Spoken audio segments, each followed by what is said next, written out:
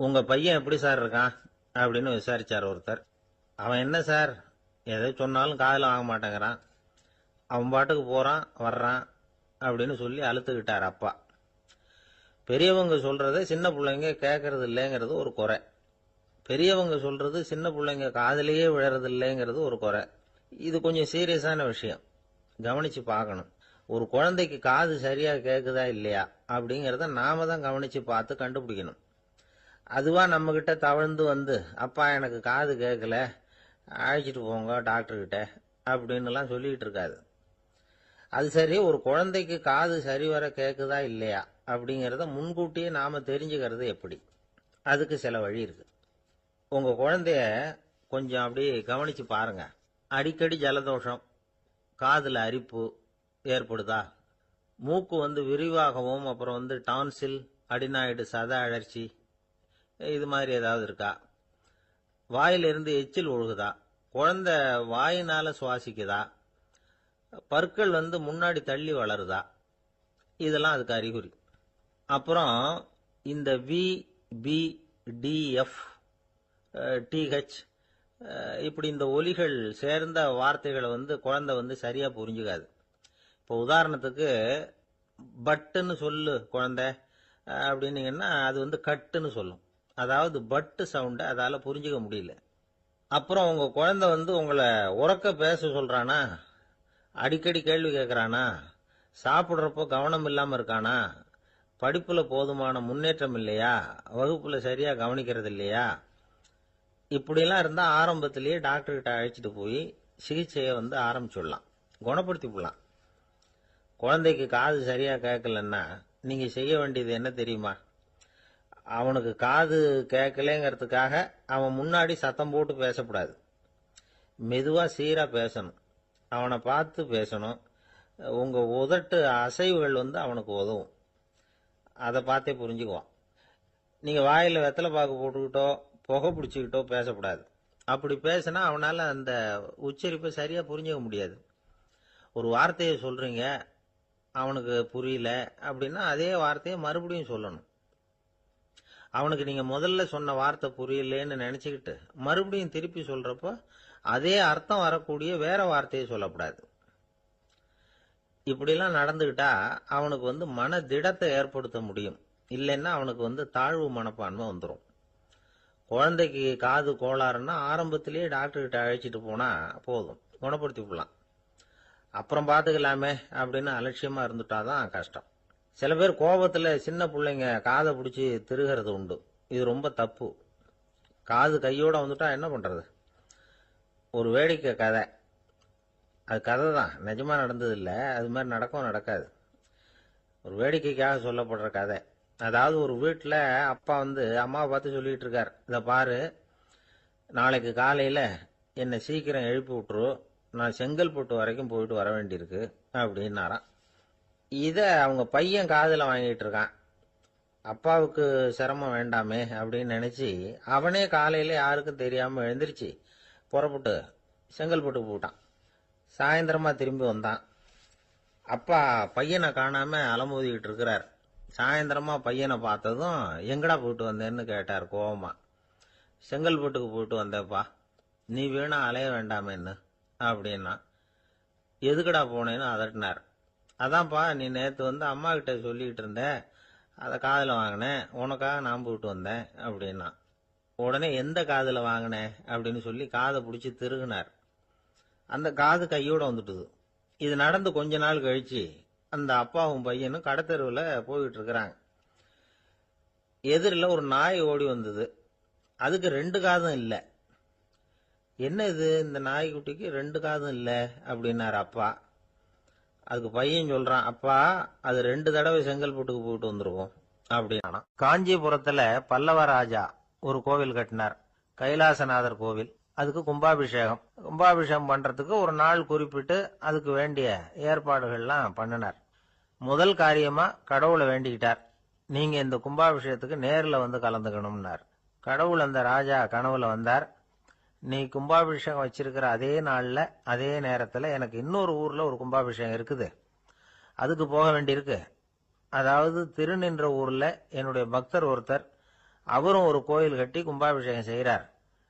நான் அதுக்கு போக வேண்டியிருக்கு, அதனால உன்னுடைய தேதியை நீ மாத்தி வச்சுக்கோ அப்படின்னார்.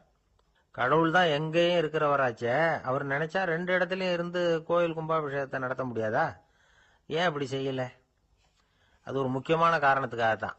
திருநின்ற ஊர்ல இருந்த பூசலாருங்கிற அந்த அடியாரின் பெருமையை இந்த உலகத்துக்கு எடுத்து காட்டணுங்கிறதுக்காகத்தான் கடவுள் அந்த ராஜா கிட்ட அப்படி சொன்னார். சரி, அந்த அடியார் அப்படி என்னதான் பெருசா கோயில் கட்டி விட்டார்? ராஜா கட்டின கோயிலை விட பெருசா? அவர் கட்டினது கருங்கல்லாலேயோ மண்ணாலேயோ மரத்தாலேயோ இல்ல. அவர் கட்டின கோயில் வேற மாதிரி. அது மனசால கட்டின கோயில், மனசுக்குள்ள இருக்கிற கோவில், மனக்கோவில். அந்த அடியார் தன்னோட மனசுக்குள்ள மாசக்கணக்கா ஒவ்வொரு கல்லா சேர்த்து கட்டின கோவில். இந்த விஷயம் ராஜாவுக்கு தெரியாது. அவர் என்ன நினைச்சுட்டாரு, அது நாம கட்டின கற்கோயிலை விட ரொம்ப பெருசா இருக்கும் போல இருக்கு அப்படின்னு நினைச்சுட்டாரு. சரி, அப்பேற்பட்ட அந்த கோயிலை தரிசனம் பண்ணிவிட்டு வருவோம் அப்படின்னு நினைச்சு ராஜா திருநின்ற ஊருக்கு போறார். அங்க போய் பார்த்தா கோயிலையும் காணும், ஒன்னையும் காணும். கடைசியில பூசலார் கட்டின மணக்கோவில் தான் அதுங்கிறத அவர் புரிஞ்சுக்கிறார். உடனே அந்த அடியாரின் காலில் விழுந்து வணங்குறார். அவரோ, இது மனசால முயன்ற கோவில், இதுக்கு இத்தனை பெருமையா அப்படின்னு ஆச்சரியப்படுறார். இதுல ஆச்சரியப்படுறதுக்கு ஒண்ணும் இல்ல. ஆண்டவன் விரும்புறது அகபக்தியையே தவிர புற தோற்றங்களே அல்ல. இத நாம புரிஞ்சுக்கிட்டோம்னா நமக்குள்ள எந்த வேறுபாடுகளும் வர்றதுக்கு வழியே இல்லை. இன்னொரு ராஜா இருந்தார். அவரு ஆண்டவனுக்கு படைக்கிறதுக்காக ஒரு தார் நல்ல செவ்வாழை பழமா எடுத்துக்கிட்டு போகணும்னு நினைச்சார். அதனால முத நாளே அதை வாங்கிட்டு வர சொன்னார் வேலைக்காரங்கிட்ட.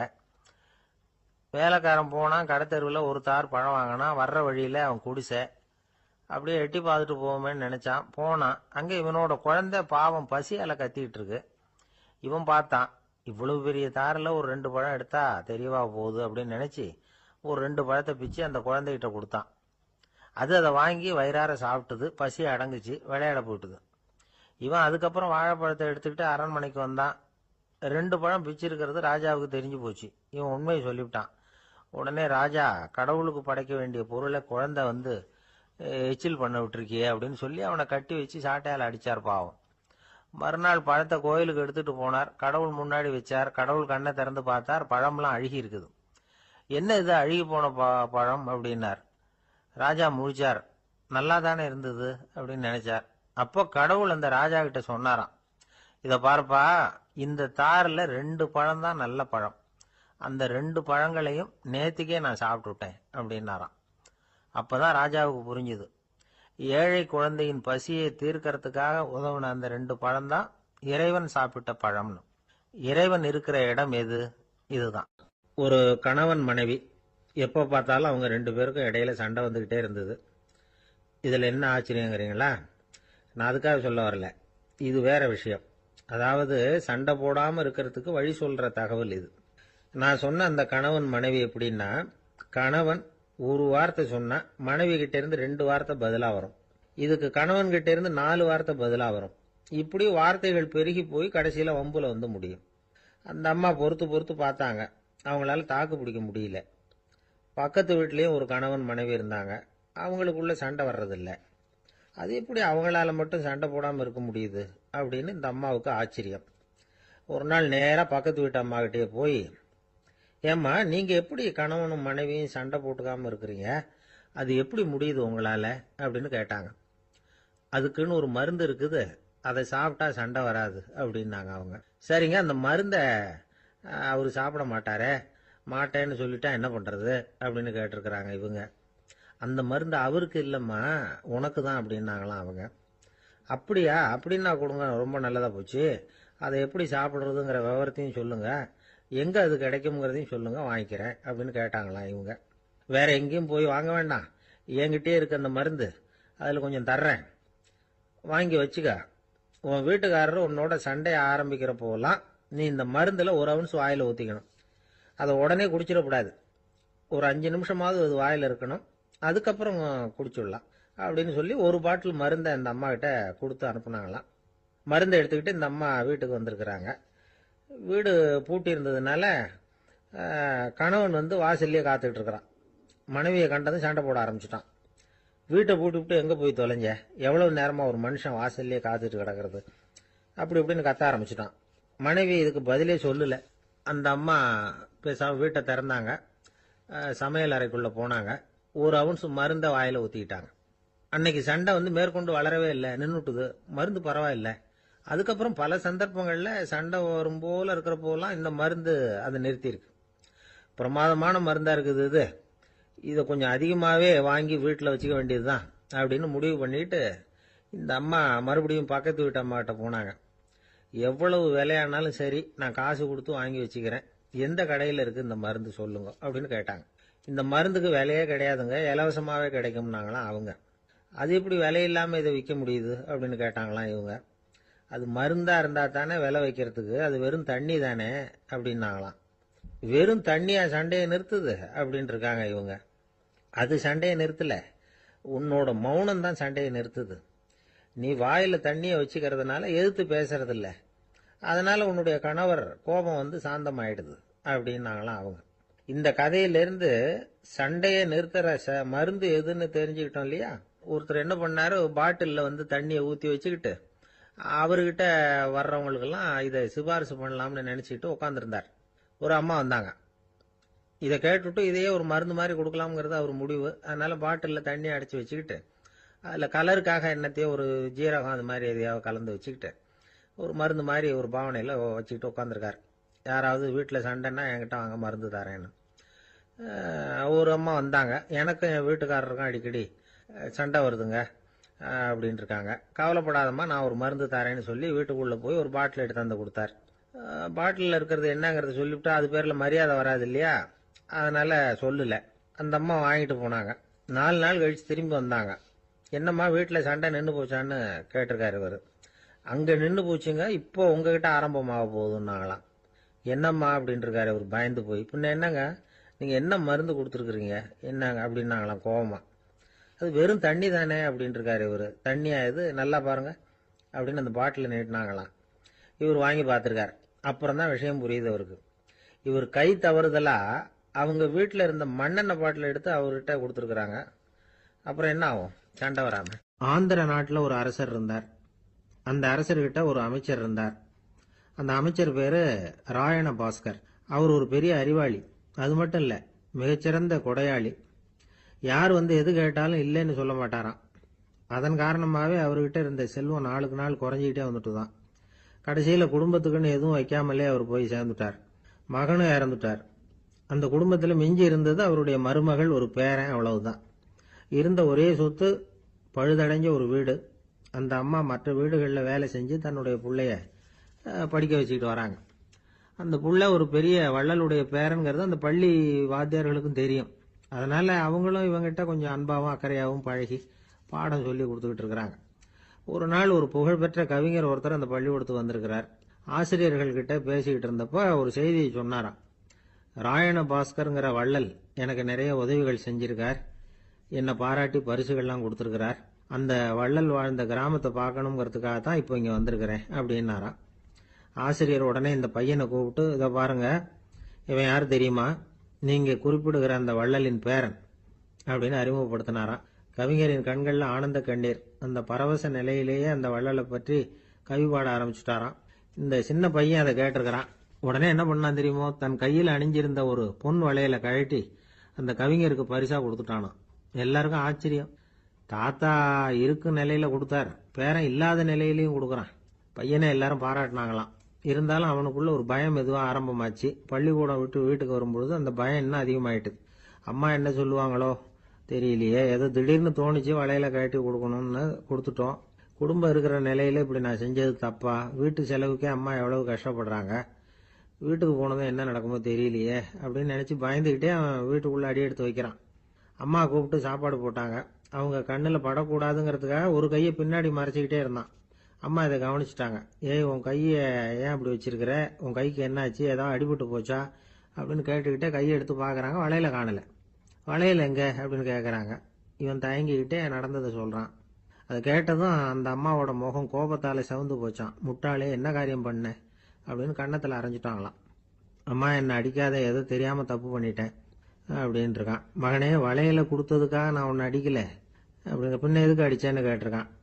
உன் பாட்டனார் ஒரு பெரிய வள்ளல், அவர் எதையும் பாதி வேலையா செய்யறதில்ல. அவருடைய பேரை நீ அரைகுறை வேலை செஞ்சுட்டு வந்திருக்கிற அப்படின்னாங்களாம். என்னம்மா சொல்றேன் இருக்கான். நீ ஒரே ஒரு வளையல மட்டும்தானே கழட்டி கொடுத்துருக்குற. கொடுக்கறதா இருந்தா ரெண்டையும் சேர்த்துல கொடுத்துருக்கணும். அதுதானே உங்க தாத்தாவுக்கு பெருமை அப்படின்னாங்களாம். அம்மா தெரியாம இப்படி செஞ்சுட்டேன், உங்ககிட்டயும் அரை வாங்கிட்டேன் அப்படி இப்படின்னு அவன் சொல்லியிருக்கிறான். இப்போ அம்மா கொஞ்சம் இருங்க, அந்த கவிஞர் இன்னைக்கு நம்ம ஊர்ல தான் தங்கியிருப்பார். நாளைக்கு காலையில தான் அவர் வந்து எங்க இருக்காருன்னு விசாரிச்சு இன்னொரு வளையலையும் கொடுத்துட்றேன் அப்படின்னு இருக்கான். மகனே, நல்ல செயல்களை எல்லாம் நாளைக்குன்னு ஒத்தி போடாத. நாளைக்கு என்ன நடக்குங்கிறது யாருக்கு தெரியும். இப்பவே போ, எங்க இருக்காருன்னு பாரு அப்படின்னு இருக்காங்க. மகன் புறப்பட்டான். பள்ளி ஆசிரியர்கிட்ட போய் கேட்டானா அந்த கவிஞர் எங்க இருக்காருன்னு. அவர் சொன்னாராம். உடனே போய் அவர் இருக்கிற இடத்துல கதவை தட்டியிருக்கான். ராத்திரி நேரத்தில் இவனை கண்டதும் அவருக்கு ரொம்ப ஆச்சரியம்.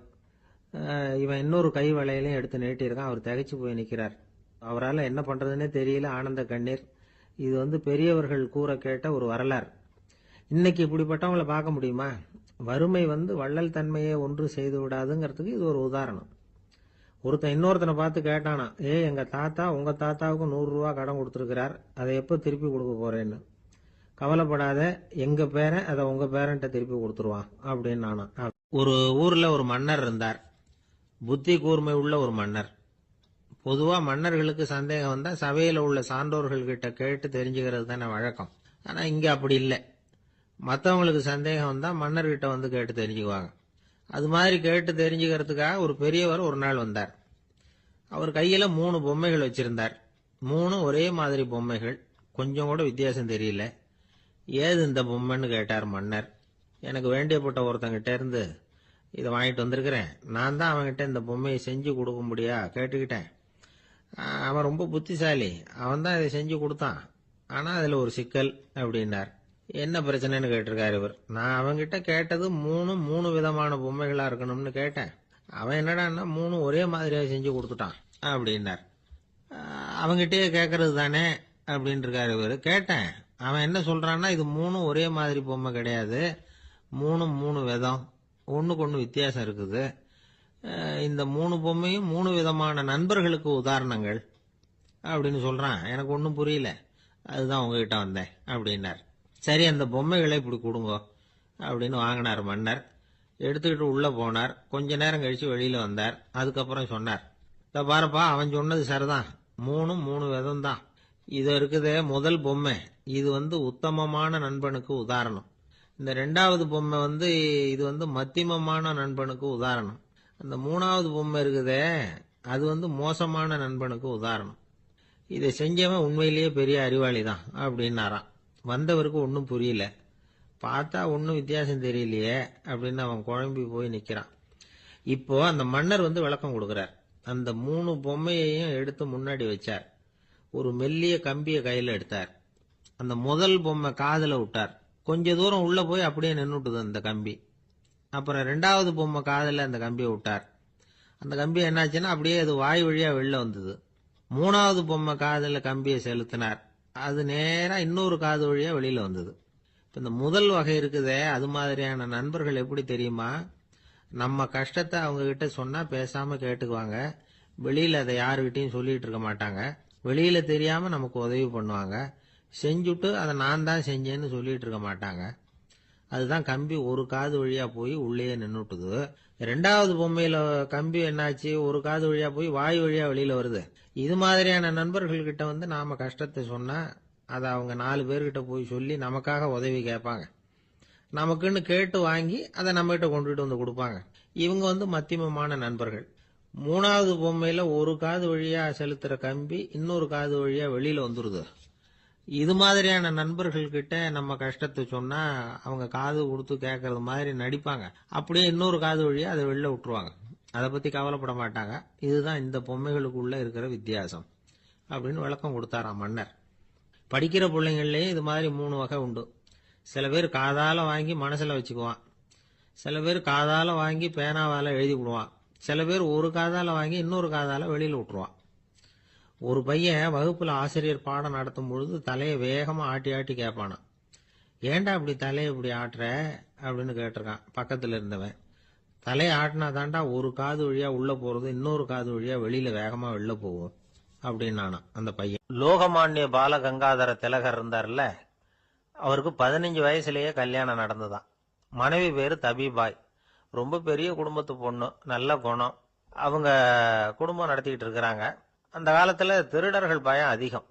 இந்த காலத்துல மட்டும் என்னன்னு கேக்குறீங்களா? நீங்க கேக்குறது நியாயம்தான். இருந்தாலும் இந்த காலத்து திருடனுக்கும் அந்த காலத்து திருடனுக்கும் ஒரு முக்கியமான வித்தியாசம் உண்டு. அதாவது அந்த காலத்து திருடன்லாம் நியாயம் அநியாயம் பாக்குறது உண்டு, இந்த காலத்துல அப்படி பாக்குறது இல்லை. அந்த காலத்துல திருட வர்றவங்கள்ட்ட கூட ஒரு தார்மீக உணர்வு உண்டாம். அதாவது அப்போ உள்ள கொள்ளைக்காரங்க எதை களவாடினாலும் சரி, அரிசியை மட்டும் களவாடுறது இல்லையா, அப்படி ஒரு கொள்கை. அதனால பாருங்க, அந்த காலத்து பெண்கள் நகை நட்டுகளை பத்திரமா வைக்கணும்னா பெட்டியில வைக்கிறது இல்ல, அரிசி பானையில போட்டு வச்சு விடுறது. இப்பெல்லாம் பேங்க்ல சேஃப்டி லாக்கர்னு இருக்குல்ல, அது மாதிரி அந்த காலத்துல சேஃப்டி லாக்கருங்கிறது அரிசி பானை. இந்த வளையல், மூக்குத்தி, தோடு இப்படி எதுவா இருந்தாலும் அதுல போட்டு பத்திரமா வச்சிருவாங்க. திருடன் அரிசி பானை பக்கம் போறதில்ல. ஏன்னா சாப்பிடுற விஷயத்துல கை வைக்கக்கூடாது, அது பாவம் அப்படின்னு அவன் நினைக்கிறான். திலகரோட மனைவி தபிபாயும் அதே மாதிரி தன்னுடைய ஆபரணங்களை ஒரு அரிசி பானைக்குள்ள போட்டு மூடி வச்சிருந்தாங்களாம். இப்படி இருந்தப்போ ஒரு நாள் ஒரு பிச்சைக்கார பொண்ணு வீடு வீடா பிச்சை கேட்டுக்கிட்டே வந்திருக்குது. திலகர் வீட்டுக்கும் தர்மம் போடுங்க தாயே அப்படின்னு தான் அந்த பொண்ணு. அந்த அம்மா தபிபாய் காதுல இது விழுந்திருக்கு. உடனே கை நிறைய அரிசி அள்ளிட்டு போட்டிருக்கு. பாத்திரத்துல அரிசியை போட்டதுக்கு அப்புறம் தான் தெரியுது, பளிச்சுன்னு கண்ணுல படுது. அதாவது அந்த அம்மாவோட வைர மூக்குத்தி ஒண்ணு அரிசியோட சேர்ந்து அந்த பிச்சைக்கார பொண்ணு பாத்திரத்துல போய் விழுந்துட்டுது. இந்த அம்மாவுக்கு மனசுக்குள்ள குழப்பம், என்ன இப்படி ஆயிட்டுதே, மூக்குத்தி போயிட்டுதே, பிச்சை பாத்திரத்துல இருந்து அதை எப்படி எடுக்கிறது அப்படின்னு தயக்கம். வாயை திறந்து அதை கேட்கறதுக்கும் கூச்சம். திண்ணையில உட்கார்ந்து இருந்த திலகர் இவ்வளவையும் பார்த்துக்கிட்டு இருக்கிறார். மனைவியின் மனசுக்குள்ள நடக்கிற மௌன போராட்டத்தை அவர் நல்லா புரிஞ்சுக்கிட்டாராம். மனைவியை பார்த்து சொன்னாராம், தபிபாய், இது தெய்வ சம்மதம். அவளுக்கு சேர வேண்டிய மூக்குத்தி அவகிட்ட போயிட்டுது. பிச்சை பாத்திரத்துல விழுந்த மூக்குத்தியை எடுக்க வேணாம் அப்படின்னாராம். சரின்னு சொல்லிவிட்டு மேற்கொண்டு எதுவும் சொல்லாம அந்த அம்மா வீட்டுக்குள்ள போயிட்டாங்களாம். இந்த காலத்துல எல்லாம் அது மாதிரி நடக்குமா? வெறும் அரிசியை போட்டுட்டு விவகாரம் பண்ணிட்டு இருக்க மாட்டோமா? ஒரு பெரிய மனுஷன் வீட்டுக்கு ஒரு பிச்சைக்காரன் வந்தான். ஐயா, நாங்க பிச்சைக்காரங்கள்லாம் சேர்ந்து ஒரு சங்கம் வச்சிருக்கிறோம், அதுக்கு நிதி சேர்க்கிறோம், அதுக்கு ஒரு 100 ரூபா கொடுத்தீங்கன்னா எங்களுக்கு பெரிய உதவியா இருக்கும் அப்படின்னானா. அதெல்லாம் ஒன்றும் கொடுக்க முடியாது போ அப்படின்னாராம் அவரு. அப்படின்னா ஒரு 50 ரூபாயாவது கொடுங்களேன் அப்படின்னு இருக்கான். அதுவும் முடியாதுன்னு சொல்லிவிட்டார். 25 ரூபா அப்படின்னு இருக்கான். எதுவும் முடியாது அப்படின்னாராம். சரிங்க, இவ்வளவு பெரிய வீட்டுக்கு வெறுங்கையோட திரும்புறது நல்லா இருக்காது, அதனால சும்மா ஒரு 1 ரூபா மட்டுமாவது கொடுங்க அப்படின்னு இருக்கான் அவன். ஒரு பைசா கூட என்கிட்ட கிடையாது அப்படின்னு விட்டாரான் இவர். அப்படின்னா நீங்க ஒரு காரியம் பண்ணுங்களேன் அப்படின்னானா அவன். என்ன செய்யணும் அப்படின்னு இருக்கார். எங்க சங்கத்துல நீங்களும் ஒரு மெம்பரா சேர்ந்துருங்க அப்படின்னா.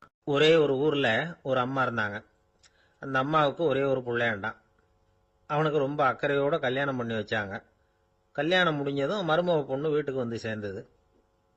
அப்பாடா, என் கடமை முடிஞ்சது, இனிமே அக்கடான்னு எங்கேயாவது ஒரு மூலையில படுத்து கிடக்கலாம் அப்படின்னு நினைச்சாங்க அந்த அம்மா. ஆனா நினைக்கிறபடி எங்க நடக்குது? அதுக்கப்புறம் தான் பிரச்சனையே ஆரம்பமாச்சு. மருமகள் குணம் சரியில்லை, ஒரு மாதிரி. அந்த பொண்ணு வீட்டுக்கு வந்ததுமே முதல் வேலையா மாமியாரை பார்த்து, அதுதான் நான் வந்துட்டேன்ல, இனிமே உங்களுக்கு என்ன வேலைங்க, புறப்பட வேண்டியது தானே, காசி ராமேஸ்வரம்னு எங்கேயாவது போங்க அப்படின்னுட்டு தான்.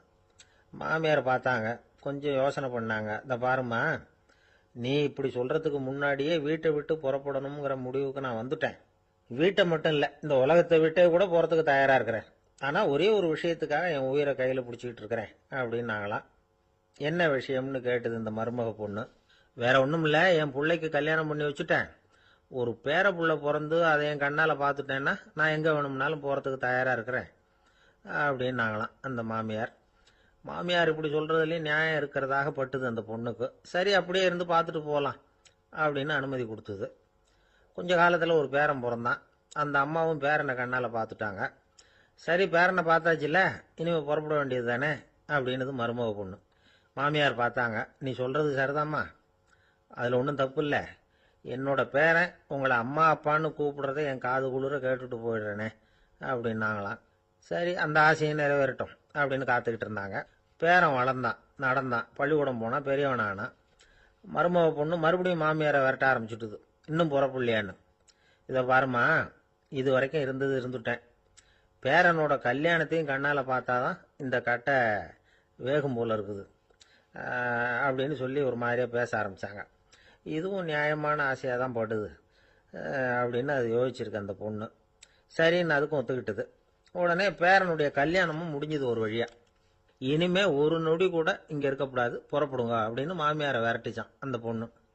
இப்போ அந்த மாமியார் தன்னோட மருமகளை பார்த்து சொல்கிறாங்க, இதோ கிளம்பிட்டேம்மா, என் மூட்டை முடிச்செல்லாம் கட்டிக்கிட்டேன், புறப்பட்டுட்டேன். அப்படியே நீயும் உன் துணிமணிகளை மூட்டை கட்டிக்கிட்டு கிளம்பிடும், என்னோட சேர்ந்து 2 பேருமா சேர்ந்து போயிடலாம் அப்படின்னாங்களாம். அந்த பொண்ணு முழிக்குது. முழிக்காதே, உனக்கும் ஒரு மருமக வந்துட்டா, இனிமேல் நீயும் ஒரு மாமியார் தானே, உனக்கும் இனிமேல் இங்கே வேலை இல்லை, புறப்படு அப்படின்னாங்களாம். அப்போ தான் அந்த பொண்ணு சிந்திக்க ஆரம்பிச்சுதான், தன்னோட தவறு புரிஞ்சுதான். இந்த தகவலை கேட்டுட்டு இருக்கிற மருமகள்லாம் இதை பற்றி கொஞ்சம் யோசிச்சு பார்க்கணுங்கிறதுக்காகத்தான் இதை சொல்கிறோம் மாமியார்கள் சார்பாக. கொஞ்ச நாளைக்கு முன்னாடி ஒரு பொண்ணை பார்த்து பேசுகிற சந்தர்ப்பம் கிடைச்சிது ஒரு கல்யாண வீட்டில். அந்த பொண்ணு சொல்லிச்சு, சார் எனக்கு கல்யாணம் ஆகி 15 வருஷம் ஆகுது, நான் மாமியார்கிட்ட சண்டை போட்டதே இல்லை அப்படின்னு ரொம்ப அடக்கமாக சொல்லிச்சு. அது எப்படிம்மா சாத்தியமாச்சுன்னு கேட்டோம். எனக்கு கல்யாணம் ஆகி 15 வருஷம்தான் ஆச்சு, ஆனால் என் மாமியார் செத்து போய் 20 வருஷத்துக்கு மேலே ஆயிட்டுது அப்படின்னுது. ஒரு ஆளை அடையாளம் கண்டுபிடிக்கணும்னா அதுக்கு சுலபமான வழி என்ன? முகத்தை பார்த்து கண்டுபிடிக்கிறது தான். ஆனால் மனுஷன் தப்பு பண்ண ஆரம்பிக்கும் பொழுது அவனை கண்டுபிடிக்கிறதுக்கு வேற வழிகளை தான் கையாள வேண்டியிருக்கு. கைரேகை அதுக்கு ரொம்ப உபயோகப்படுது.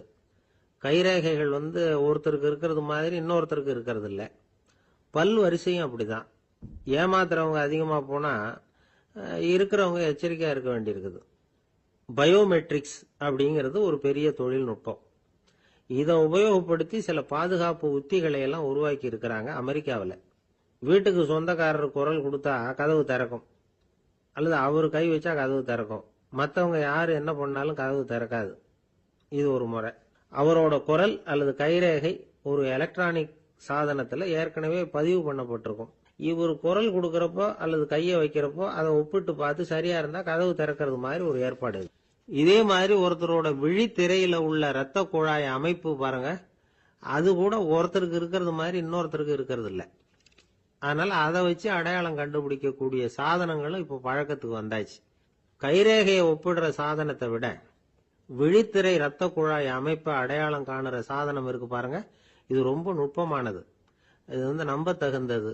ஒரு ஆளை அடையாளம் கண்டுபிடிக்கிறதுக்கு இது எடுத்துக்கிற நேரம் 1 வினாடி தான். ஒரு கருவி இருக்கும், அதுல உள்ள ஒரு சிறு துளையில கண்ணை வச்சு பார்க்கணும். உடனே இந்த சாதனம் குறைந்த சக்தி உள்ள இந்த அகசிவப்பு ஒளியை பாய்ச்சி அவரது விழித்திரையின் இரத்த குழாயை ஆராய்ச்சி பண்ணி ஏற்கனவே அதோட நினைவு பெட்டகத்துல பதிவு பண்ணி வச்சிருக்கிறோமே அந்த அமைப்புகளோட இதை ஒப்பிட்டு பார்த்து சரியான ஆள் தானா இல்லையா அப்படின்னு அடையாளம் காட்டிவிடும். குரலை வச்சு அடையாளம் கண்டுபிடிக்கிறதும் இந்த பயோமெட்ரிக்ஸ் முறைகள்ல ஒண்ணு.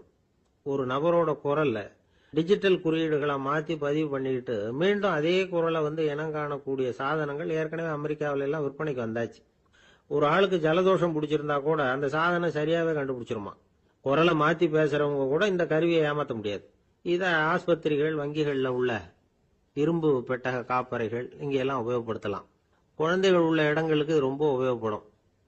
கதவு பூட்டிக்கிட்டுதுன்னு வச்சுக்கோங்க, கதவை திறக்கிறதுக்கு சாவி உபயோகப்படுத்த தெரியாத குழந்தைகள் குரல் எழுப்பிய கதவை திறந்துட முடியும். எதிர்காலத்தில் இந்த பயோமெட்ரிக்ஸ் முறை இன்னும் பல ஆச்சரியங்களை ஏற்படுத்தும் அப்படின்னு எதிர்பார்க்கறாங்க. ஸ்டியரிங்கை தொட்டதுமே காரு ஸ்டார்ட் ஆயிடும், சாவி வேண்டியதில்லை. காரு சொந்தக்காரர் தொட்டாதான் ஸ்டார்ட் ஆகும், வேற யாராவது தொட்டா ஸ்டார்ட் ஆகாது. ஒரு மனுஷனோட நடை, அவர் டைப்ரைட்டரை தொடுகிற விதம், இதையெல்லாம் வச்சு கூட ஆளை அடையாளம் காணக்கூடிய தொழில்நுட்பம் வரலாம். என்னதான் தொழில்நுட்பம் வளரட்டும், குடும்பத்துக்குள்ள நடக்கிற திருட்டுகளை கண்டுபிடிக்கிறது ரொம்ப கஷ்டம். ஒரு வீட்டுல பெட்டியில இருந்த பணம் காணாம போச்சு, வீட்டுக்காரரோ அல்லது பையனோ தான் எடுத்திருக்கணும். பெட்டியை திறந்து பார்த்தா அந்த வீட்டுக்காரம்மா, இதுல இருந்து பணத்தை எடுத்தது நிச்சயமா என் வீட்டுக்காரர் தான் அப்படின்னு சொல்ல முடியல அவங்களால. யோசிச்சாங்க. என்னம்மா இப்படி யோசிக்கிறீங்களேன்னு கேட்டிருக்காங்க. நிச்சயமா இந்த பணத்தை எடுத்தது என் வீட்டுக்காரர் இல்லை அப்படின்னு உறுதியா சொல்லிவிட்டாங்க அந்த அம்மா. இது கேட்டவங்களுக்கு ரொம்ப ஆச்சரியமா இருந்தது. அந்த வீட்டுக்காரருக்கு அது ரொம்ப பெருமையா இருந்தது. அது எப்படி அவ்வளவு கரெக்டா சொல்றீங்க அப்படின்னு கேட்டிருக்கிறாங்க.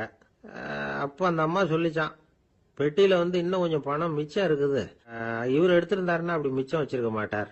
அதனால தான் அப்படி சொன்னேன் அப்படின்னாங்க. எனக்கு வாழ்க்கையே வெறுத்து போச்சு சார் அப்படின்னு சொல்லிட்டு ஒருத்தர் வந்தார்.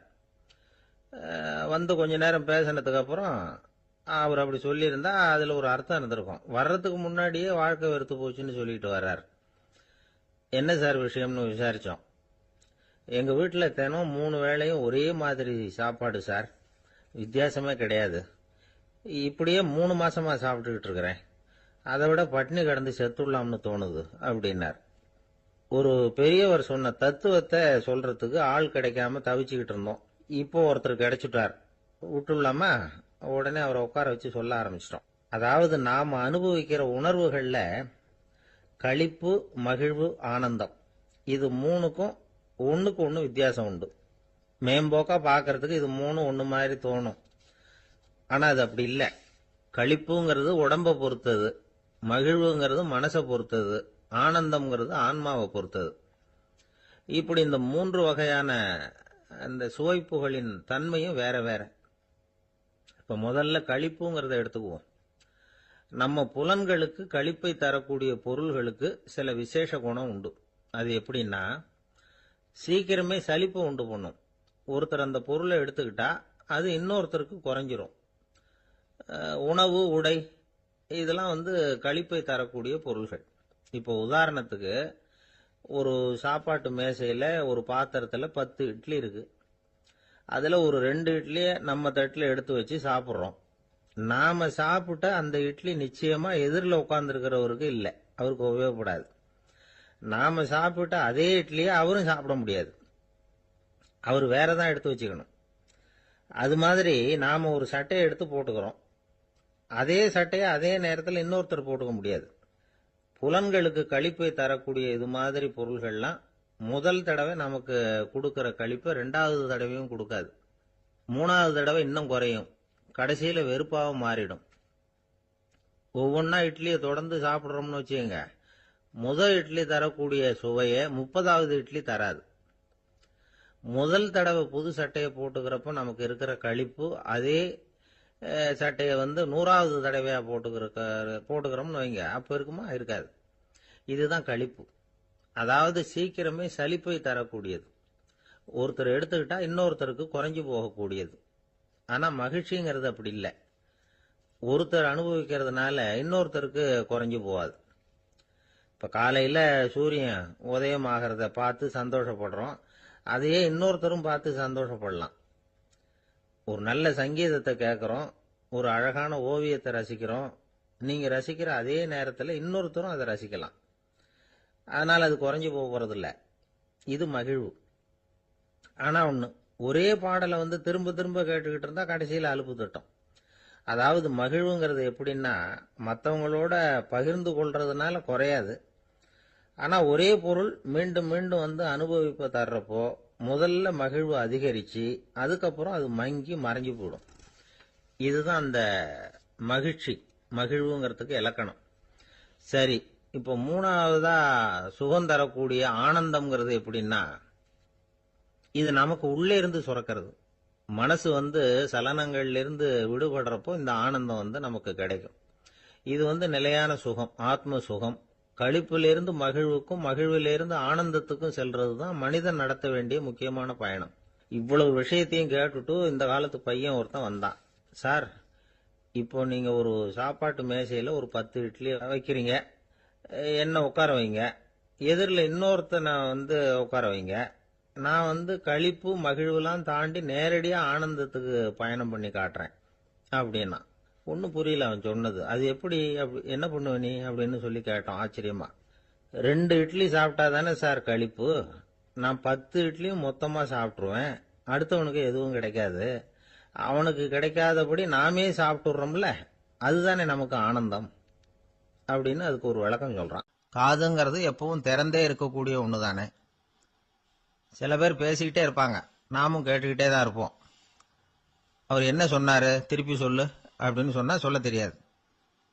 காது சரியா கேட்டாலும் நாம பேசுறத மற்றவங்க சரியா கேட்கறாங்களா அப்படிங்கிறது சந்தேகம்தான். இந்த சந்தர்ப்பத்தில் ஒரு உண்மையை நாம புரிஞ்சுக்கணும். அதாவது என்னன்னா, கேட்பதுங்கிறது வேற, கவனிக்கிறதுங்கிறது வேற. அதாவது கேட்கிறதுன்னா அது ஹியரிங், கவனிக்கிறது அப்படின்னா அது லிசனிங். கேட்கிறதுங்கிறது தன்னிச்சையா நடக்கக்கூடிய ஒரு செயல். இப்போ ஒரு சாலையில நடந்து போயிட்டு இருக்கிறோம், எவ்வளவோ சத்தம் நம்ம காதுல விழுந்துகிட்டு இருக்கு. கார் போற சத்தம் கேட்குது, பறவை ஒரு மரத்துல இருந்து கத்துது, அந்த சத்தம் கேட்குது. இப்படி நிறைய காதுல விழுந்துகிட்டு இருக்கு. ஆனா கவனிக்கிறதுங்கிறது எப்படின்னா, நம்ம முழு மனசை செலுத்தி உன்னிப்பா கேட்கிறது. எத்தனையோ சத்தத்துக்கு நடுவுல தன்னுடைய குழந்தை அழற சத்தத்தை தாய் தெரிஞ்சுக்க முடியுது இல்லையா, அது மாதிரி. விவரம் தெரிஞ்சவங்க எல்லாம் என்ன சொல்றாங்கன்னா, கவனித்தல் அதாவது லிசனிங் அப்படிங்கிற செயல்ல 3 அம்சங்கள் இருக்கிறதாக சொல்றாங்க.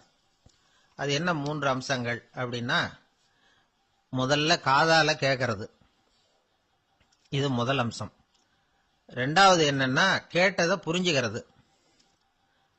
மூணாவது என்னன்னா என்ன புரிஞ்சுக்கிட்டோம்ங்கிறத தெரிவிக்கிறது, ஃபீட்பேக் அப்படின்னு சொல்ற மாதிரி. ஒரு ஆசிரியர் வகுப்புல பாடம் நடத்திட்டு இருக்கிறார். வெறுமனே கேட்கிற குழந்தை ஒரு காதால வாங்கி இன்னொரு காதால விட்டுடும். அதாவது கேட்கிற குழந்தை அப்படி செய்யும். ஆனா கவனிக்கிற குழந்தை கேட்டதை புரிஞ்சுக்கும். என்ன புரிஞ்சுக்கிட்டேன்னு கேட்டா பதில் சொல்லும். இதுதான் கேட்கறதுக்கும் கவனிக்கிறதுக்கும் உள்ள வித்தியாசம். ஒரு புள்ளி விவர கணக்கு என்ன சொல்லுது தெரியுமா? ஒரு மனிதன் எழுதுறது மூலமா 6% அறிவை பெருக்கிக்கிறானா, எழுதுறது மூலமா. படிக்கிறது மூலமா 19% அறிவை பெருக்கிக்கிறானா. பேசுறது மூலமா 30% அறிவை பெருக்கிக் கொள்ளுகிறான் அப்படின்னு சொல்றாங்க.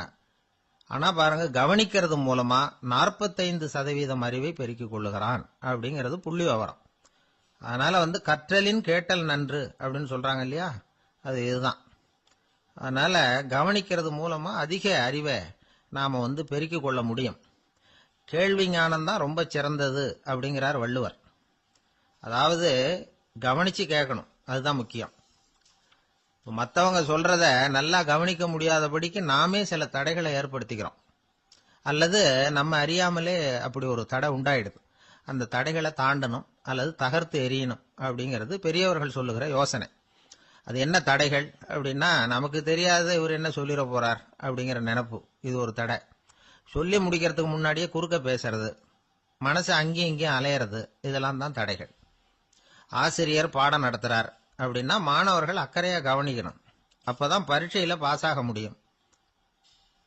வீட்டுக்குள்ள கணவன் சொல்றத மனைவி கவனிச்சு கேட்கணும், மனைவி சொல்றத கணவன் கவனிச்சு கேட்கணும், இல்லைன்னா குழப்பமாயிடும். ஒரு அம்மா கோயிலுக்கு போனாங்க. சேலையில ஒரு முடிச்சு போட்டிருந்தாங்க. எதுக்கு சேலையில முடிச்சு போட்டு வச்சிருக்கிறீங்க அப்படின்னு கேட்டாங்க. எங்க வீட்டுக்காரர் ஒரு கடிதத்தை மறக்காம தபால் போட்டியில போட்டுடணும்னு சொன்னார். ஞாபகத்துக்காக முடிச்சு போட்டு வச்சிருக்கிறேன் அப்படின்னாங்க. கடிதத்தை பெட்டியில போட்டுட்டீங்களா அப்படின்னு கேட்டாங்க.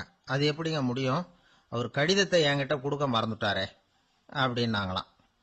அதனால மறக்கப்படாதுன்னு நினைச்சுக்கிட்டே மறந்து விடுறது, இப்படி ஒரு வாழ்க்கை. அதனால வாழ்க்கையில நமக்கு இருக்கிறது செவிச்செல்வம் ரொம்ப முக்கியமானது. நிறைய கேட்கணும், சொல்றதை விட கேட்கணும், கேட்கறதை விட முக்கியம் கவனிக்கிறது. அப்படி கவனிக்கிறது மூலமா நம்முடைய வாழ்க்கையில வெற்றி பெறணும். அங்க நபிகள் நாயகம் உட்கார்ந்திருக்கிறார். அந்த சமயம் அம்மா அங்க வர்றாங்க. அவங்க கையில திராட்சை பழ கொத்து, அதை கொண்டுகிட்டு நபிகள் கிட்ட கொடுக்கறாங்க. சாப்பிடுங்க அப்படின்னு சொல்லி ரொம்ப அன்பா வேண்டிக்கிறாங்க. நபிகள் நாயகமும் ரொம்ப பிரியமா அதை வாங்கிட்டார். அதுக்கப்புறம் அதை சாப்பிட ஆரம்பிச்சார். நபிகள் நாயகம் மதீனாவில் தங்கி இருந்தப்போ இது மாதிரி நிறைய பேர் பழங்களையும் தின்பண்டங்களையும் கொண்டுட்டு கொடுக்கறது வழக்கம். நபிகள் நாயகம் என்ன பண்ணுவார்னா, அதையெல்லாம் வாங்குவார்.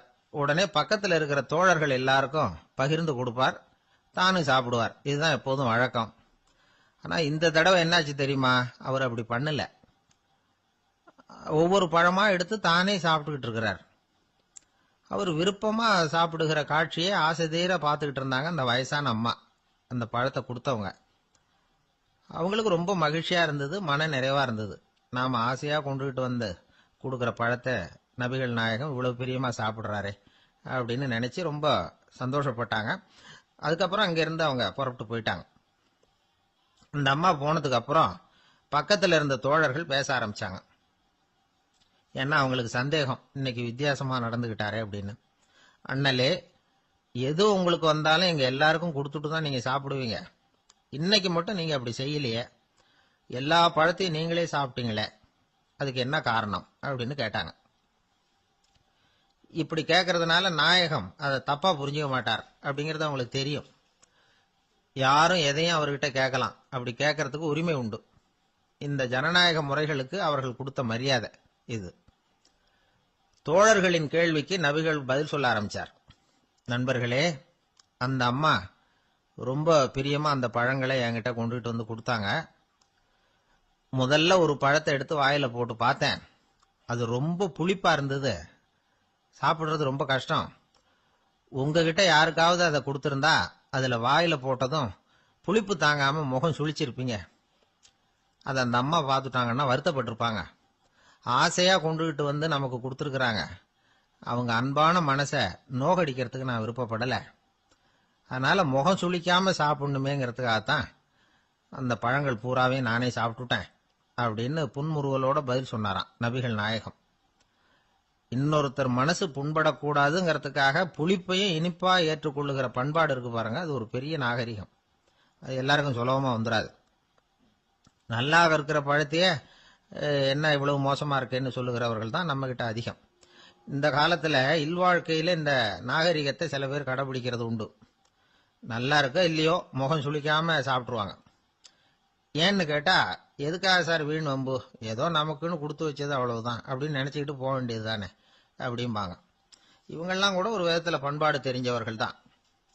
இப்போ ஒரு ஆளு ஊரெல்லாம் சுத்தி விட்டு கடைசியில அழுத்து போய் ஒரு ஹோட்டலுக்குள்ள நுழைஞ்சானான். ரொம்ப களைப்பா இருந்தது அவனுக்கு. அதனால ரொம்ப களைப்படைஞ்சு போய் ஒரு நாற்காலியில போய் உட்காந்துருக்கிறான். இவனை பார்த்ததும் சர்வர் ஓடி வந்தார். சார், உங்களுக்கு என்ன வேணும்னு கேட்டார். எனக்கு தேவை 2 தோசையும் கொஞ்சம் அன்பான வார்த்தைகளும் அப்படின்னா. சர்வர் உள்ள போனார், 2 தோசையை கொண்டாந்து வச்சார். அன்பான வார்த்தை கேட்டனே அப்படின்னா இவன். சர்வர் ரொம்ப பணிவா குனிஞ்சு இவன் காதோரமா சொன்னார், ஐயா, இந்த தோசையை சாப்பிட்றாதீங்க, புளிச்சு போன பழைய மாவு அப்படின்னார். இது பாருங்க, அன்பான வார்த்தையும் 2 தோசையும் கேட்டார், கொண்டாந்து கொடுத்துட்டார். இப்படி இருக்கிறவர்களும் இன்றைய மனிதர்கள்ல அதிகம். அதனால மனிதர்கள் ஒவ்வொருத்தரும் ஒவ்வொரு விதம். நம்ம கிட்ட பிரியமா நடந்துகிறவர்கள் மனம் கோணும்படி நாம் நடந்து கொள்ளக்கூடாது அப்படிங்கிறது தான் நபிகள் நாயகம் அவருடைய செயல் மூலமா நமக்கு உணர்த்தி இருக்கிற வாழ்வியல் உண்மை. அவனுக்கு வயசாயிட்டுது, இந்த கவலை பயம் எல்லாமும் அதிகமாயிட்டுது. மரண பயம், ராத்திரியில சரியா தூங்க முடியல, இப்படி ஆயிட்டுது நிலைமை. அந்த அரசன் ஏற்கனவே எப்படின்னா போர்க்களங்கள்ல எத்தனையோ பேரை ஓட ஓட விரட்டி இருக்கிறான். இருந்தாலும் இப்ப அந்த துணிச்சல்லாம் எங்கேயோ போயிட்டுது. பேசாம படுத்திருக்கிறான். அப்படியே படுத்தாலும் தான் தூக்கம் வரமாட்டேங்குது. என்ன பண்ணலாம்னு யோசிச்சான் இந்த மன்னன். உடனே எல்லா அமைச்சர்களையும் கூப்பிட்டான். எனக்கு நிம்மதி இல்லை, எதை நினைச்சாலும் பயமா இருக்கு, எனக்கு ஒரு ஆலோசனை சொல்லுங்க அப்படின்னா. என்ன ஆலோசனை வேணும் அப்படின்னு சொல்லி கேட்டாங்க. எனக்கு ஒரு நெருக்கடியான சந்தர்ப்பம் ஏற்பட்டு போச்சுன்னு வச்சுக்கோங்க.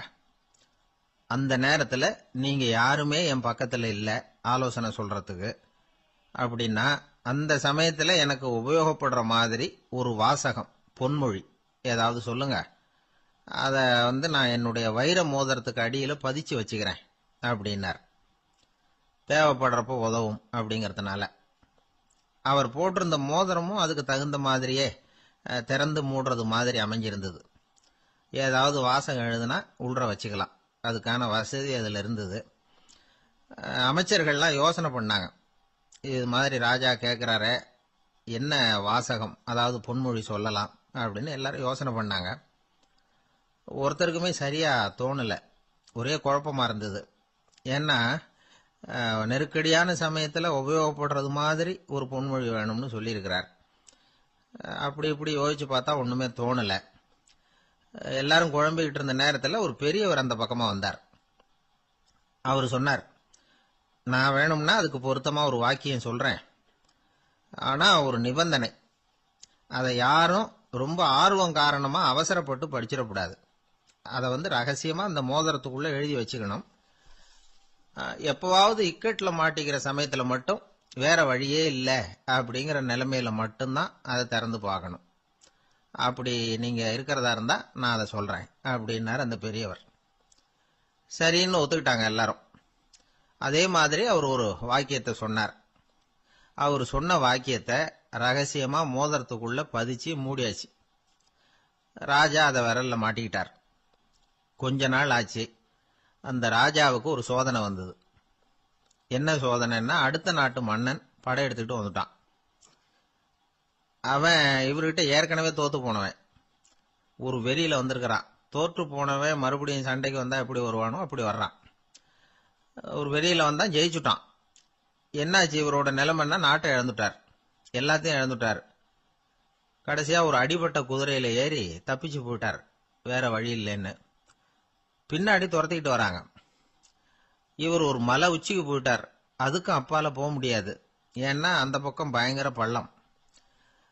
உல்லாச பயணிகள் கண்டு கழிக்கிற இடம் அது. ஆனா இவருக்கு அது சாவு பயணத்தின் வாசல், திரும்பவும் முடியாது. அவ்வளவு குறுகிய பாதை அது, வேற வழியே இல்லை. இந்த நேரம் சூரிய ஒளி மோதிரத்துல பட்டு மின்னிச்சு. உடனே இவருக்கு ஞாபகம் வந்தது. மோதிரத்தை திறந்து படிக்கிறார். அதுல இருந்த வாசகம், இந்த நிலையும் மாறிவிடும், this too will pass away. அவருக்கு ஒரு தைரியம் வந்தது. பின்னாடி வந்தவங்களும் திசை மாறி வேற எங்கேயோ தேடி போயிட்டாங்க. அவங்க விரட்டிக்கிட்டு வரலன்னா இவ்வளவு அழகான ஒரு இடம் இருக்கிறதே எனக்கு தெரியாம போயிருக்குமேன்னு நினைச்சார். இவ்வளவு அழகை ரசிக்கிறதுக்காக ஒரு நாட்டையே கூட இழக்கலாம்னு தோணுச்சு அவருக்கு. அமைதியா அந்த அழகை ரசிச்சார். எதிரிகள்லாம் எங்கேயோ போயிட்டாங்க. மன்னர் நாடு திரும்பினார். மறுபடியும் படைகளை திரட்டினார். கொஞ்ச நாள்ல படை எடுத்துக்கிட்டு போனார். யாருகிட்ட தோத்து போனாரோ அவரையே வெற்றி கண்டு திரும்பி வர்றார். வரவேற்பு விழா பிரமாவப்படுது. ஆடல் பாடல் கோலாகலம். இதை பார்த்தது அந்த ராஜாவுக்கு தலகால புரியல. நம்மளை இனிமே யாராலையும் ஜெயிக்க முடியாதுன்னு நினைச்சார். அகம்பாவம் லேசா எட்டி பார்த்தது. இப்ப மறுபடியும் சூரிய ஒளிப்பட்டு மோதிரம் மின்னிச்சு. அதை திறந்து மறுபடியும் படிக்கிறார். இந்த நிலைமையும் மாறிவிடும், this too will pass away. அவ்வளவுதான். அவர் மனசு அடங்க ஆரம்பிச்சுட்டுது. ஆணவம் போயிட்டுது. இதுல இருந்து நாம தெரிஞ்சுக்க வேண்டியது என்னன்னா, எந்த சூழ்நிலையிலையும் நாம கவலைப்பட வேண்டியதில்லை. ஏன்னா இங்க எதுவுமே நிரந்தரம் இல்லை. அந்த ராஜா மாதிரியே நம்ம ஆளு ஒருத்தன் ஒரு மோதிரம் போட்டிருந்தான். அதுக்குள்ள அவன் எழுதி வச்சிருந்த வாசகம், எதுக்கும் கவலைப்படாதே அப்படிங்கிறது தான். ஒரு நாள் பயங்கரமான கவலையோட உட்காந்துருந்தான். பக்கத்துல இருந்தவங்க சொன்னாங்க, இது மாதிரி சந்தர்ப்பத்துல தான் நீ உன் மோதிரத்தை திறந்து பார்க்கணும்னாங்க. இவனுக்கு கவலையோட எரிச்சலும் சேர்ந்துகிட்டது. அது எப்படி முடியும், இப்ப திருட்டு போனது என்னோட அந்த மோதிரம் தானே அப்படின்னு சொல்லிவிட்டு தலையில கை வச்சுட்டு உட்காந்துட்டான். இப்படிலாம் சொல்றது உண்டு. இருந்தாலும் நாம எந்த சூழ்நிலையிலையும் கவலைப்பட வேண்டியதில்லை அப்படிங்கிற உண்மையை புரிஞ்சுக்கணும். அப்படி கவலைய வெல்றதுக்கான வழி தெரிஞ்சுட்டதுன்னா வாழ்க்கையில வெற்றி நிச்சயம். ஒருத்தர் வேகமா நடந்து போறார். கடத்தெருவுல ஒரு ஸ்வீட்டு கடையை பாக்குறார். உடனே சடன் பிரேக் போட்டது மாதிரி நிக்கிறார். ஒரு ஸ்வீட் வாங்கி சாப்பிடலாமேன்னு மனசு சொல்லுது. டாக்டர் வேணாம்னு சொல்லியிருக்கிறார், உடம்புக்கு ஒத்துக்காது, அதனால அது வேணாம்னு சொல்லுது அறிவு. இவர் மனசு சொல்றத கேட்கல, அறிவு சொல்றபடி கேட்கிறார். அதனால மறுபடியும் வேகமா அங்கிருந்து நடந்து போயிடுறார். அவர் நல்ல மனுஷன். மனுஷனுக்கு அறிவும் இருக்குது, உணர்ச்சியும் இருக்குது. எதுக்கு எடுத்தாலும் உணர்ச்சி வசப்பட்டுக்கிட்டு இருக்கக்கூடாது. அறிவு வசத்துல நாம இருக்கணும். அப்பதான் நாம நல்லபடியா வாழ முடியும். இல்லைன்னா அவஸ்தை தான். மகாபாரதத்துல சந்தனுன்னு சொல்லி ஒரு அரசன் வர்றான். அவன் ஒரு சமயம் அறிவு வசப்படாம உணர்ச்சி வசப்படுறான். அதாவது ஒரு நாள் கங்கை கரையில ஒரு அழகான பொண்ணை பாக்குறான். இவனுடைய மனசு அவகிட்ட போயிடுது. அவளை கல்யாணம் பண்ணிக்கிறதுக்கு ஆசைப்படுறான். அந்த பொண்ணு சரின்னு சம்மதிக்கிறா. ஆனா ஒரு நிபந்தனை போடுறா. அந்த நிபந்தனைக்கு சம்மதம்னு சொன்னாதான் உன்னை கல்யாணம் பண்ணிக்குவேன்னு சொல்றா. சரி, அவ போட்ட நிபந்தனை என்ன தெரியுமா? இது மாதிரி, நான் உங்க மனசு புண்படுற மாதிரி எந்த காரியம் பண்ணாலும் நீங்க என்ன ஏன்னு கேட்கக்கூடாது. நான் செய்யற காரியத்தை தடுக்கவும் கூடாது. அப்படி நீங்க செஞ்சா அடுத்த கணமே நான் உங்களை பிரிஞ்சு போயிடுவேன். இதுதான் அந்த பொண்ணு போட்ட நிபந்தனை. சந்தன அரசன் இந்த நிபந்தனையை ஒத்துக்கலாமா? இதை அறிவுபூர்வமா யோசிச்சிருந்தா இதுக்கு கட்டுப்பட்டுருக்க மாட்டான். இந்த நிபந்தனைக்கு நான் சம்மதிக்க மாட்டேன்னு தான் சொல்லியிருக்கணும். ஆனா அவன் அந்த நேரத்துல உணர்ச்சி வசத்துல இருந்தான். அதனால நீ என்ன சொன்னாலும் சரின்னு ஒத்துக்கிட்டான். அவளை கல்யாணம் பண்ணிக்கிட்டான். இதனால என்ன ஆச்சு? 7 பச்சை இளம் குழந்தைகளை பிறந்த உடனே அவ கங்கையில தூக்கி எறிஞ்சு கொல்லக்கூடிய கோர காட்சிய இவன் ஒண்ணு பின்னாடி ஒன்னா பார்க்க வேண்டியதா போச்சு. கடைசியில 8வது குழந்தை பிறந்ததுன்னு தான் அவனுடைய அறிவு மேலோங்குது. அந்த கொடிய செயலை தடுத்து நிறுத்துறான். அந்த 8வது குழந்தை தான் பின்னாடி பீஷ்மர் ஆகிறார். ஒரு பக்தி பிரசங்கத்துல ஒரு பேச்சாளர் இந்த விஷயத்தை சொல்லிவிட்டு இன்னொரு விஷயமும் சொன்னார். அது என்னன்னா, சந்துனு மன்னன் அறிவுக்கும் உணர்ச்சிக்கும் நடுவில் அகப்பட்டு தவிச்சதுனால அவன் வம்சத்துல வந்த கௌரவர்கள் உணர்ச்சி வசப்பட்டாங்க, பாண்டவர்கள் அறிவு வசப்பட்டாங்க அப்படின்னு சொன்னார். மனுஷனுக்கு உணர்ச்சியை விட அறிவு மேலோங்கி இருக்கணுங்கிறது சரிதான். ஆனால் அந்த அறிவை எப்படி உபயோகப்படுத்துறோம்ங்கிறது முக்கியம். ஒருத்தர் சொன்னார், சார் இன்னைக்கு கோயம்புத்தூர்ல ஒரு கல்யாணம், அதுக்கு நான் போக முடியலையேன்னு நினைக்கும் பொழுது மனசுக்கு ரொம்ப வருத்தமா இருக்குது சார் அப்படின்னார். ரொம்ப உணர்ச்சி வசப்பட்டார். அதுக்காக கவலைப்படாதீங்க சார், ஒரு வாழ்த்து தந்தி கொடுத்துருங்களேன் அப்படின்னார் இன்னொருத்தர். அது எப்படி சார் முடியும்னார் அவரு. நான் தானே சார் கல்யாண மாப்பிள்ளை அப்படிங்கிறார் அந்த ஆள். ஒரு பல்கலைக்கழகம், அங்க ஒரு இலக்கிய பேராசிரியர், அவர் பாடம் நடத்திட்டு இருந்தார். ராபர்ட் பிரௌனிங் எழுதிய கவிதைகளை பத்தி சொல்லிட்டு இருக்கிறார். மாணவர்களும் ரொம்ப அக்கறையா அதை கேட்டுக்கிட்டு இருக்கிறாங்க. ஒரு குறிப்பிட்ட கவிதையை பத்தி சொல்லும் பொழுது அந்த பேராசிரியருக்கே ஒரு சந்தேகம். அதாவது அந்த கவிதையின் சரியான அர்த்தம் என்னங்கிறதுல சந்தேகம். பேராசிரியர் யோசனை பண்ணார். அந்த கவிதையை முழுசா புரிஞ்சுக்க முடியல. அதனால மாணவர்களை பார்த்து சொன்னார், மாணவர்களே ஒரு நாள் பொறுத்துங்க, இந்த கவிதையை எழுதின கவிஞர் எங்க வீட்டுக்கு பக்கத்துல தான் இருக்கிறார். இன்னைக்கு சாயந்தரம் நான் அவரை நேரிலேயே போய் பார்க்கறேன், பார்த்து இதுக்கு என்னங்க அர்த்தம்னு கேட்டுட்டு வந்துடுறேன், அதுக்கப்புறம் உங்ககிட்ட சொல்றேன் அப்படின்னாராம். அன்னைக்கு சாயந்தரமே அந்த பேராசிரியர் கவிஞரை தேடிக்கிட்டு போயிட்டார். கவிஞர் அவங்க வீட்டில் அவர் பாட்டு உட்காந்துருந்தாராம். இவர் போய் அவர் முன்னாடி உட்காந்தார். அப்புறம் கேட்டார், ஐயா அந்த கவிதையின் முழு பொருள் என்னன்னு தெரிஞ்சுட்டு போறதுக்காக வந்திருக்கிறேன் அப்படின்னாராம். எந்த கவிதை அப்படின்னாராம் அவரு. இவர் அந்த கவிதையை சொல்லியிருக்கார். கவிஞர் கொஞ்சம் யோசனை பண்ணிவிட்டு அப்புறம் சொன்னாராம், பேராசிரியரே நீங்க கொஞ்சம் தாமதமா வந்துட்டீங்கன்னாராம். இவருக்கு ஒன்றும் புரியல. நீங்க என்ன சொல்றீங்க, நான் தாமதமா வந்துட்டேன்னா? நீங்க தான் உயிரோடு இருக்கிறீங்களே, அப்படி இருக்கும்பொழுது நான் தாமதமா வந்துட்டேன்னா அது எப்படி அப்படின்னு இவர் குழம்பி இருக்கிறார். இப்ப கவிஞர் சொன்னாராம், ஐயா நான் உயிரோட இருக்கிறேன்னா இல்லையாங்கிறது முக்கியம் இல்லை, நான் அந்த கவிதை வரிகளை எழுதினப்போ 2 பேருக்கு அதோட அர்த்தம் தெரிஞ்சிருந்தது, இப்போ ஒரே ஒருத்தருக்கு தான் அதோட அர்த்தம் தெரியும் அப்படின்னாராம். பேராசிரியர் யோசனை பண்ணியிருக்கார். அப்படின்னா அந்த ஒருத்தர் கவிஞர் ராபர்ட் பிரௌனிங்கை தவிர வேற யாரா இருக்க முடியும்? இவர் தான் அப்படிங்கிறத அவர் மனசுல நினைச்சுக்கிட்டார். அதனால சொன்னார், ஐயா நான் தாமதமா வரல, அந்த கவிதையின் பொருள் என்ன அது சொல்லுங்கன்னார். பேராசிரியரே நான் சொல்றது உங்களுக்கு புரியலன்னு நினைக்கிறேன். நான் இந்த வரிகள் எழுதினப்போ 2 பேருக்கு அதோட அர்த்தம் தெரிஞ்சிருந்தது. அந்த 2 பேர் யாருன்னா, ஒருத்தர் ராபர்ட் பிரௌனிங், அதாவது நான், இன்னொருத்தர் கடவுள். இப்போ அது கடவுளுக்கு மட்டும்தான் தெரியும். நானே இதை பத்தி பல தடவை யோசனை பண்ணி பார்த்தேன். இது ரொம்ப அழகானது, ஆனாலும் ரொம்ப வழுக்கலானது. அதை பிடிச்சிட்டோம்னு நினைச்சிட்டு இருக்கும் பொழுதே காத்து மாதிரி அது உங்ககிட்ட இருந்து ஓடி போயிடுது. எனக்கு ரொம்பவும் வருத்தமா தான் இருக்குது. நிச்சயமா நான் தான் இந்த வரிகளை எழுதியிருக்கிறேன், அதுல அர்த்தம் இருக்குங்கிறது எனக்கு தெரியும், அதை நான் உணர்றேன். ஆனா நீங்க என்ன மன்னிக்கணும், எனக்கே கூட அதை என்னால விளக்க முடியல. அப்படி இருக்கும் பொழுது உங்களுக்கு எப்படி அதை நான் விளக்க முடியும் அப்படின்னாரா அந்த கவிஞர். அனுபவிக்கப்படக்கூடிய எல்லாமே விளக்கப்படக்கூடிய ஒன்றல்ல, விளக்கப்படும் எல்லாமே அனுபவிக்கப்படக்கூடிய ஒன்றல்ல அப்படிங்கிறது ஞானிகளுடைய கருத்து. அதுக்காக தான் அந்த சம்பவம். வாழ்க்கையில் நீங்கள் தொடர்ந்து ஆய்வு செய்து கொண்டே இருக்கக்கூடிய விளக்கங்களை ஒருபோதும் அடைய முடியாத பரிமாணங்கள் இருக்கிறதுனால தான் அது அலுப்பு தட்டாமல் இருக்குது. உங்களால் நிறைய அனுபவிக்க முடியும், இருந்தாலும் நீங்கள் அனுபவித்து அறிந்த விஷயங்கள் கூட வார்த்தைகளால் விளக்கப்பட முடிவதில்லை அப்படிங்கிறது பெரியோர் சிந்தனை. இதெல்லாம் ஒரு பக்கம் இருக்கட்டும். நமக்கு தெரிஞ்ச பேராசிரியர் ஒருத்தர் 1 மணி நேரம் ரொம்ப விவரமா வகுப்பு எடுத்தார். கடைசியா சொன்னார், மாணவர்களே ரொம்பவும் எளிமையா விளக்கமா எல்லா விவரமும் சொல்லியிருக்கிறேன், அதனால இதுல உங்களுக்கு சந்தேகம் வர்றதுக்கு வாய்ப்பே இல்லை. இருந்தாலும் கேட்க வேண்டிய கடமை கேட்கிறேன். இதுவரைக்கும் நடத்தினதுல யாருக்காவது ஏதாவது சந்தேகம் உண்டா அப்படின்னு கேட்டாராம். எனக்கு ஒரே ஒரு சந்தேகம் தான் சார் அப்படின்னு எழுந்திரிச்சு நிக்கிறான் ஒருத்தன். என்னன்னு கேட்டாராம். இதுவரைக்கும் நீங்க என்ன பாடம் சார் நடத்துனீங்க அப்படின்னானா அவன். அம்மாக்காரங்களுக்கு அடிக்கடி ஏற்படுற கவலை ஒன்று உண்டு. அதாவது குழந்தை சரியா சாப்பிட மாட்டேங்குதே அப்படிங்கிற கவலை. இவங்கெல்லாம் ஒரு விஷயத்த நல்லா புரிஞ்சுக்கணும். குழந்தைகள்ங்கிறவங்க பெரியவங்க மாதிரி இல்லை. அவங்க கடிகாரத்தில் மணியை பார்த்துட்டு சாப்பிட்றதுக்கு உட்கார்ற ரகம் கிடையாது. பசிச்சா சாப்பிடுவாங்க, இல்லைன்னா விளையாடுவாங்க அல்லது தூங்குவாங்க. அது புரியாம அவங்கள கட்டாயப்படுத்தி அல்லது மிரட்டி சாப்பிட வைக்கிறது ரொம்ப தப்பு. ஒரு 8 மாச குழந்தைக்கு 3 மணி நேரத்துக்கு ஒரு தடவை பசிக்கும். அந்த நேரம் பார்த்து சாப்பாடு கொடுத்தா அடம் பண்ணாமல் அது பாட்டுக்கு சாப்பிட்றோம். அதே குழந்தைக்கு 1 வயசு ஆகிறப்போ 4 மணி நேரத்துக்கு ஒரு தடவை பசிக்கும். இந்த வயசுல இயற்கையாவே பசி குறைஞ்சிருக்கும். அது புரியாம என் குழந்தை முன்னாடி மாதிரி இப்ப சரியா சாப்பிட மாட்டேங்கிறான் அப்படின்னு சில பேர் டாக்டர் கிட்ட போய் சொல்லிக்கிட்டு இருப்பாங்க. இன்னொரு விஷயம், ஒரு குழந்தைக்கு வயசு அதிகமாகிற வேகத்துக்கு உடம்பு எடையும் அதிகமாகிக்கிட்டே போவாது. உடம்பு எடை அதிகமாகிற வேகம் குறைஞ்சிக்கிட்டே வரும். 6 மாச குழந்தைக்கு ஒரு வாரத்துல 150 கிராம் எடை கூடும். ஒரு வயசுல வாரத்துக்கு 71 கிராம் எடை கூடும். இது புரியாம அதிகமா சாப்பாட்டை கொடுத்து குழந்தைய கஷ்டப்படுத்தக்கூடாது. ஏன்னா அளவுக்கு மீறின உணவு அஜீரணத்தை உண்டு பண்ணிவிடும். குழந்தைக்கு ஒரு தட்டில் கொஞ்சமா ஆகாரத்தை வச்சு கொண்டுகிட்டு போய் கொடுக்கணும். மலை மாதிரி குவிச்சு வச்சா அதை பார்த்ததுமே பசி அடங்கி போயிடும். அடிச்சு மிரட்டி பயமுறுத்தி குழந்தைய சாப்பிட வைக்கிற பழக்கம் இருக்கு பாருங்க, அதுக்கு ஃபுட் ஃபோர்ஸிங் அப்படின்னு பேர்.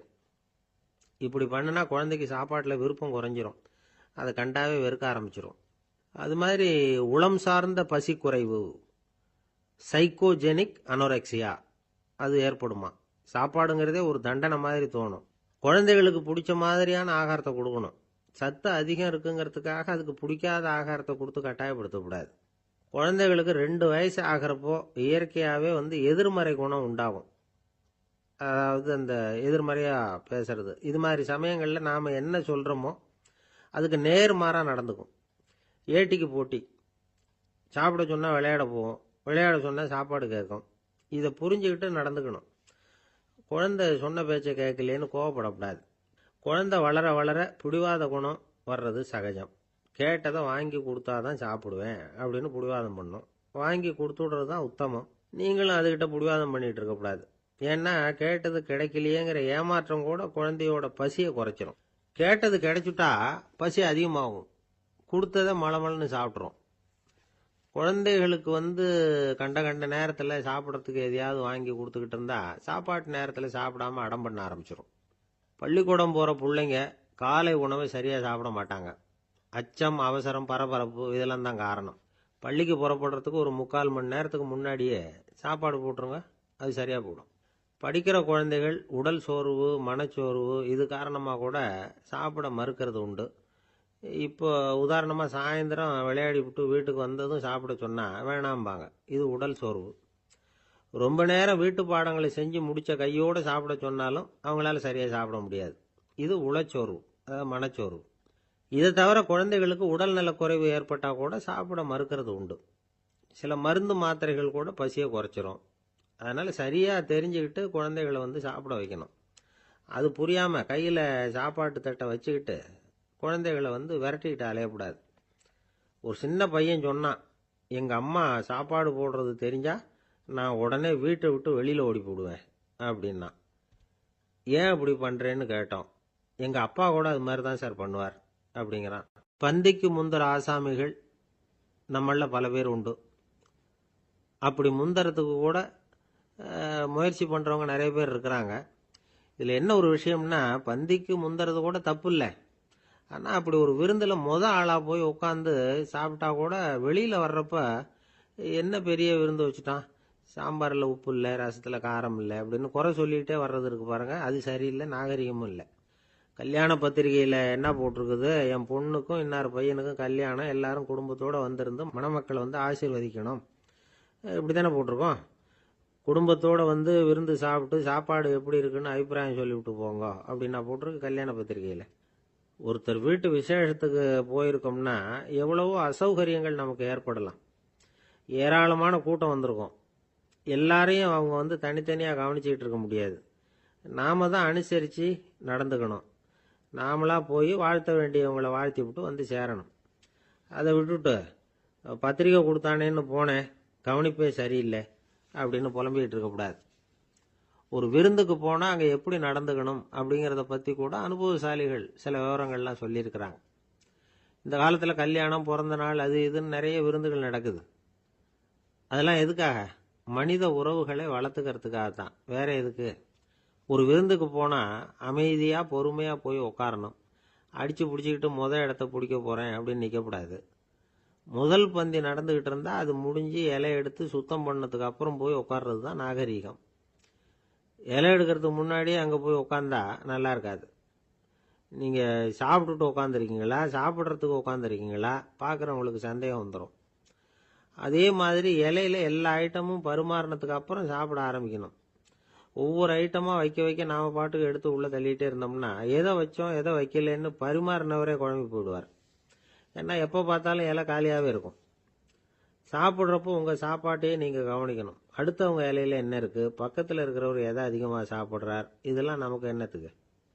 எல்லாரும் சாப்பிட்டு முடிக்கிற வரைக்கும் பொறுமையாக இருக்கிறது தான் நல்லது. நீங்கள் மட்டும் திடீர்னு பாதியில் எழுந்திரிச்சு பக்கத்தில் இருக்கிறவங்களுக்கு சங்கடமாக இருக்குமேங்கிறதெல்லாம் யோசிக்காமல் நீங்கள் பாட்டு எழுந்திரிச்சு போகக்கூடாது. பக்கத்தில் உள்ளவங்க உங்களை எழுந்திரிக்க சொன்னால் எழுந்திரிச்சு போகலாம். விருந்துகளில் சாப்பாட்டை வீணாக்கிறதே ஒரு நாகரிகமாக போட்டுது இந்த காலத்தில். சாப்பாட்டுக்கே கஷ்டப்பட்டுக்கிட்டு பல பேர் இந்த உலகத்தில் இருக்கிறப்போ சாப்பாட்டை வீணாக்கிறது எவ்வளோ பெரிய மோசங்கிறத நினச்சி பார்க்கணும். வேணுங்கிற அளவுக்கு கேட்டு வாங்கி சாப்பிட்றது தான் முறை. விருந்தில் இந்த பஃபே அப்படின்னு சொல்லி ஒரு முறை சொல்கிறாங்கல்ல, அதாவது உணவு வகைகளையெல்லாம் பொதுவாக ஒரு இடத்துல வச்சுடுறது, நமக்கு தேவையானதை நாமே எடுத்து ஒரு தட்டில் போட்டுக்கிட்டு சாப்பிட வேண்டியது.